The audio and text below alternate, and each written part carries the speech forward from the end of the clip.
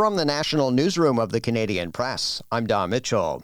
Canada is promising $7 million in humanitarian relief for Caribbean countries hit by Hurricane Melissa. The Secretary of State for International Development says $5 million will go to life-saving help through emergency response agencies and health providers.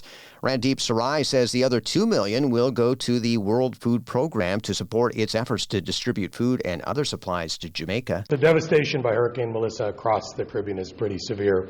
Lives have been lost, homes and critical infrastructure has been destroyed. Families are struggling to access basic necessities like food, water, and shelter. Canada stands with the people of the Caribbean in its efforts at this moment, not with words, but with action. Sarai says Canada is prepared to deploy relief supplies from its emergency stockpile through the Red Cross if countries request that. Meanwhile, Hurricane Melissa is churning toward Newfoundland. It could bring large waves and coastal flooding to the Avalon Peninsula. Forecasters also say another storm is set to bring rain and wind to much of Atlantic Canada for Halloween tomorrow. The Canadian Hurricane Center says the system should move across the region during the day, bringing most of the heavy rain to Prince Edward Island and eastern Nova Scotia by the time children are ready to head out for trick-or-treating.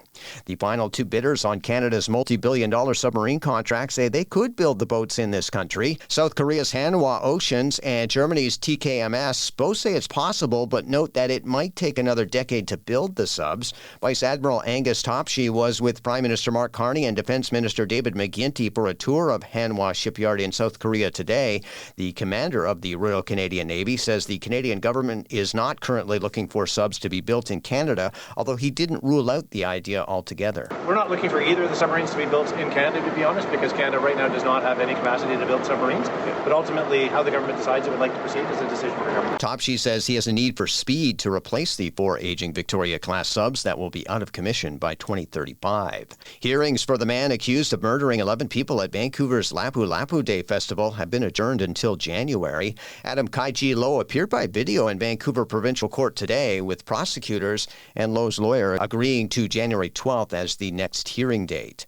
And King Charles III is stripping his disgraced brother, Prince Andrew, of his remaining titles and evicting him from his royal residence. It comes amid weeks of pressure to act over sexual misconduct allegations and Andrew's relationship with convicted sex offender Jeffrey Epstein. ABC's Patrick Rebell has more from the UK. The pressure has been growing around Andrew over his relationship with Jeffrey Epstein and the allegations from Virginia Giuffre, who accused him of having sex with her. He has always denied those allegations, but this is a pretty extraordinary step for the royal family to have taken against him. Andrew will now be known as Andrew Mountbatten Windsor and not as the Prince, and he will move from his Royal Lodge residence into private accommodation. This is the Canadian Press. In sports, with it being a travel day in the World Series today, setting up Game 6 between the Blue Jays and the Dodgers tomorrow night in Toronto, the NHL gets a little more of a spotlight tonight. The slumping Calgary Flames continue a 4-game road trip when they visit the Ottawa Senators. The Flames opened the trip with a 4-3 loss at Toronto on Tuesday. That was Calgary's 9th loss in its last 10 games.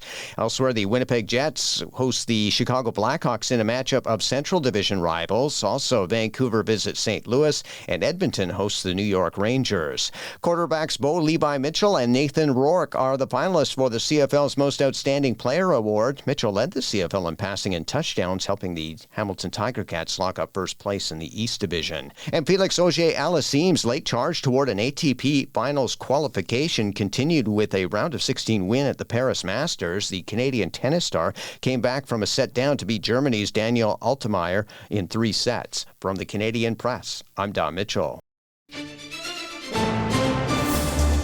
Thanks for listening. Don't forget to follow and subscribe.